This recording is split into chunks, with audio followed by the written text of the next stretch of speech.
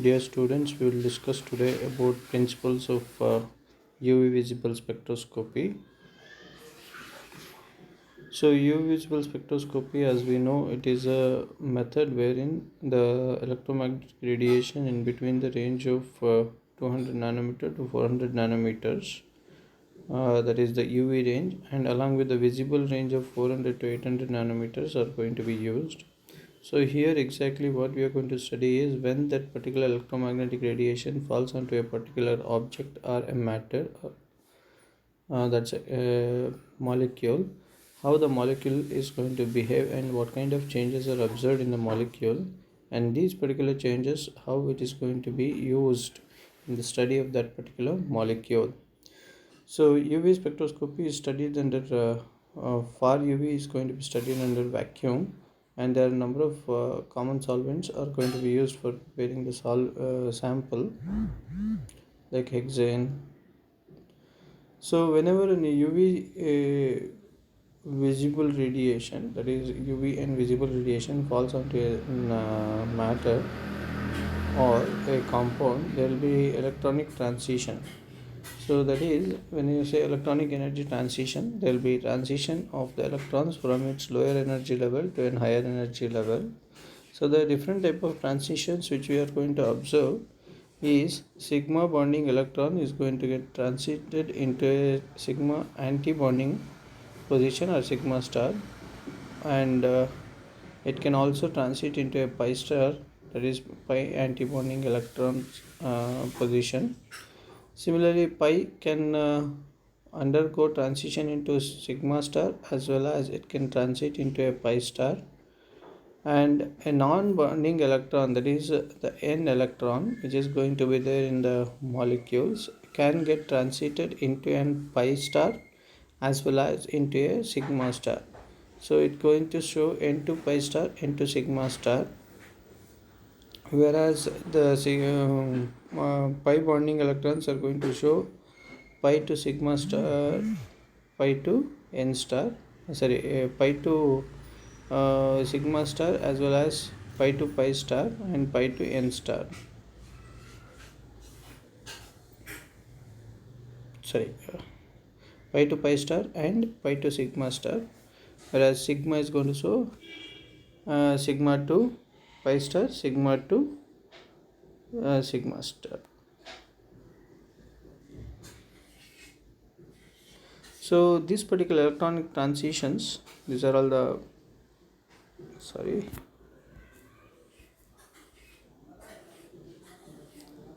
the possible electronic transitions. I told you the different transitions which are going to happen.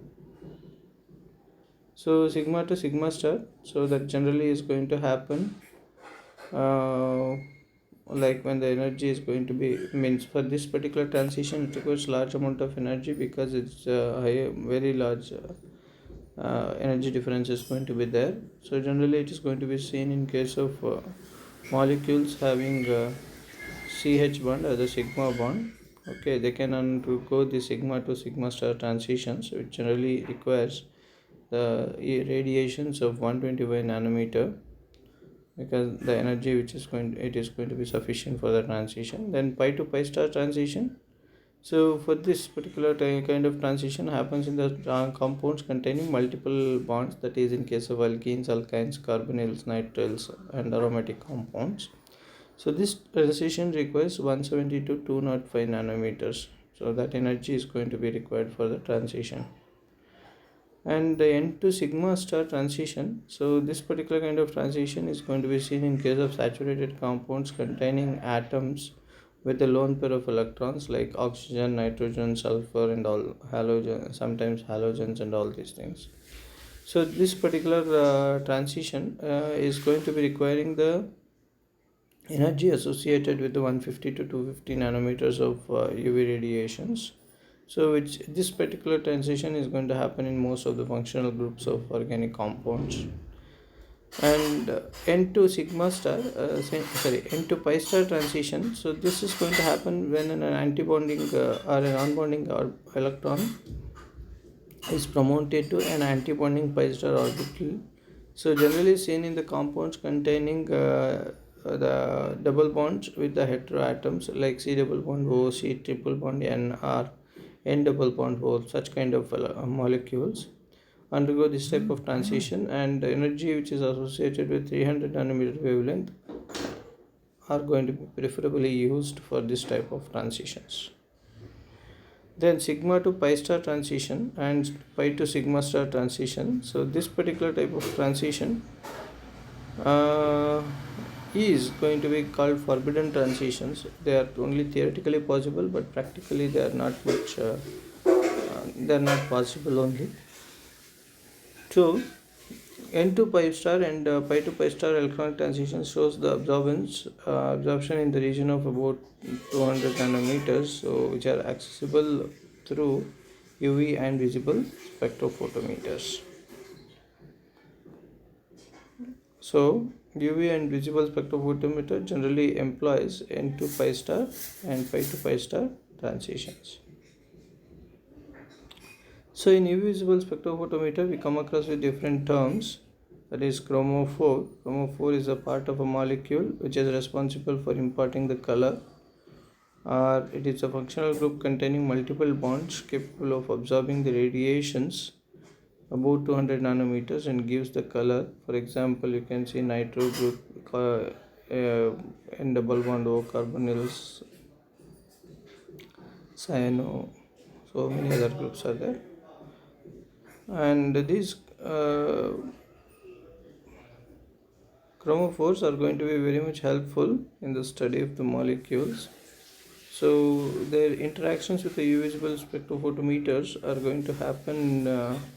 It is resulted due to non-conjugated alkenes shows an intense absorption above 200 nanometers, and they are not accessible for UV spectrophotometer below 200. That's why. So non-conjugated carbonyls group gives weak absorption band between 200 to 300 nanometers. You can see these are some of the examples: acetone, lambda max 279, and cyclohexane, lambda max 291.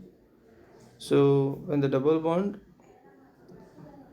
are conjugated in the lambda max, is shifted to the longer wavelengths. In case of 1,5-hexadiene, so it is going to be shifted to shorter wavelengths, 179 nanometers. And when they are alternative, then it will get shifted to the higher wavelengths of 227. So conjugations of the double bonds in carbonyl group shifts the lambda max both group to the longer wavelength. Ethylene, you can see 171 nanometer, but acetone, it is 279 nanometers,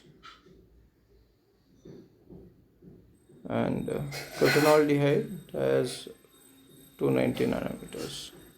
The other kind of group we come across with the oxochrome. Oxochrome is nothing but it is the functional group attached to the chromophore, which modifies the property of the chromophore, alters the absorption wavelength or intensity of absorption. That will happen with the oxochrome. So benzene is going to act as an oxochrome, absorbs at benzene absorbs at 255, whereas OH being attached to benzene, it's going to increase the absorbance to 270 nanometers. NH2 increases further to 280 nanometers. So then we'll come across with absorption and intensity shifts. So how exactly the changes in the absorption and intensity is going to take place. So when the absorption maxima of a compound shifts to a longer wavelength, we call that particular type of shift as bathochromic shift. That's also called as a red shift, because here the lambda max, that is the absorption maxima, is going to shift towards the longer wavelength, that is towards the right side. And this effect is mainly because of the oxochrome, or it can also be because of the change in the solvent. Like group like OH or OCH3, they are going to be responsible for this kind of shifting. uh, alkanes alkaline medium in case of paranitrophenol shows a red shift. So initial lambda max will be 255 nanometer, whereas in the alkaline medium it becomes 265 nanometers. Then hypsochromic shift, here the lambda max is going to be shifts to the shorter wavelength. It's also called as left shift, you can say, or blue shift as per the Woodgar color. So the effect is mainly due to the presence of a group that causes the removal of conjugation, or by changing the solvent also this hypsochromic shift is going to be observed. For example, aniline is going to show the shift in acidic medium to 80 nanometers general absorption, whereas in acidic medium it shifts to 265 nanometers. Then hyperchromic shift. Hyperchromic shift is increase the intensity of absorption. The lambda max remains at the same position, but the peak size is going to get increased. So this can also happen due to the introduction of an oxochrome. For example, pyridine 257 nanometers it absorbs, whereas 2-methyl pyridine absorbs at 260 nanometers. Nearly the same, but intensity is going to be get increased. That is, the OD value increases. So then hypochromic shift. Hypochromic shift is the when absorption maxima at the absorption maxima, when the absorption is going to be decreases. That is, the intensity of absorption epsilon of a compound is going to get decreased. So same reasons are going to be holds good here also. The oxochrome introduction can actually cause a change. Naphthalene epsilon value is 19,000. 2-methyl naphthalene it becomes 10,250. So this is the graph which shows the normal graph. This is okay, absorbance versus wavelength gives a parabolic curve, and this is the lambda max, and red shift is towards the right side, blue shift is towards the left side. Hypochromic is the increase in the maxima, and hypochromic is decrease in the maxima. So if we come to the instrumentation of visible spectroscopy, it will have a light source. It has sample containers. General light source used are going to be deuterium or hydrogen lamps for UV radiations. Tungsten or xenon arc lamps are going to be used for visible radiations. And sample containers, generally the cuvettes which are going to be used are plastic or glass in case of visible radiation, but whereas in case of UV radiation we are going to use quartz cuvettes. So this is the just an outline on the instrumentation part, how it is going to be. There will be a source, followed by there will be monofilter, then monochromator, and after monochromator there will be means the light is going to be shut through the shutter. It will be allowed to pass to the reference, or you can send it across to the sample also. So then followed by that there will be a detectors which detect this particular light which is passed through the sample, and followed by that, since the signal is going to be very less, we are going to use an amplifier.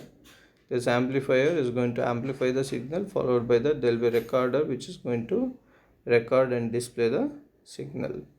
So there is another kind of instrument called as double beam. So in this particular double beam, what happens is that the light which is passed through the monochromator is going to pass through a lens, and then a splitter will be there, beam splitter, a rotating mirror which splits the light, and it splits onto two other mirrors which will focus the lights together at the same time on the reference as well as sample. So followed by that there will be two detectors will be there which detect simultaneously the light which is transmitted from the sample, and then both the signals are going to get added up, and the difference is going to be amplified by the difference amplifier, and then there will be a readout. So here what happens is that at the same time the readings which are coming out of the reference is cancelled with the samples, and then whatever the sample reading alone will be there will be displayed at the display. So I'll stop at this point. I'll continue in the next video regarding how exactly all these things work and different type of receptor detectors, okay, and what is the applications of these spectrophotometry methods. Thank you.